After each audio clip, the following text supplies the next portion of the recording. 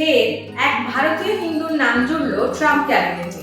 আমেরিকার নতুন প্রশাসনে কৃত্রিম বুদ্ধিমত্তার ক্ষেত্রে পরামর্শদাতা হিসেবে দেখা যাবে ভারতীয় বংশোদ্ভূত শ্রীরাম কৃষ্ণনকে। কৃত্রিম বুদ্ধিমত্তা সংক্রান্ত বিষয়ে হোয়াইট হাউসের নীতি নির্ধারণের সিনিয়র অ্যাডভাইজার হিসেবে তিনি প্রথম পছন্দ হবু প্রেসিডেন্ট ডোনাল্ড ট্রাম্পের। শ্রীরামের জন্ম Chennai. Microsoft, x, Yahoo, Facebook সহ আমেরিকার প্রথম সারির বেশ কিছু সংস্থায় অতীতে গুরুত্বপূর্ণ দায়িত্ব সামলেছেন তিনি। এমনকি শ্রীরামের সঙ্গে এক্স কর্তা ইলন মাস্কের বেশ ঘনিষ্ঠতা রয়েছে বলে শোনা যায়।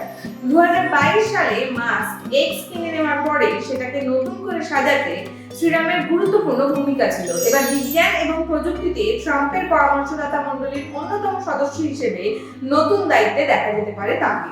ট্রাম্পের মালিকানাধীন সমাজ মাধ্যম ট্রুথ সোশ্যালে একটি পোস্টে শ্রীরামের বিষয়ে নিজেই জানিয়েছেন আমেরিকার হবু প্রেসিডেন্ট। ট্রাম্প ওই পোস্টে জানিয়েছেন, কৃত্রিম বুদ্ধিমত্তায় আমেরিকায় নেতৃত্ব দেওয়ার ক্ষেত্রে গুরুত্বপূর্ণ ভূমিকায় দেখা যাবে এই ভারতীয় বংশোদ্ভূতকে।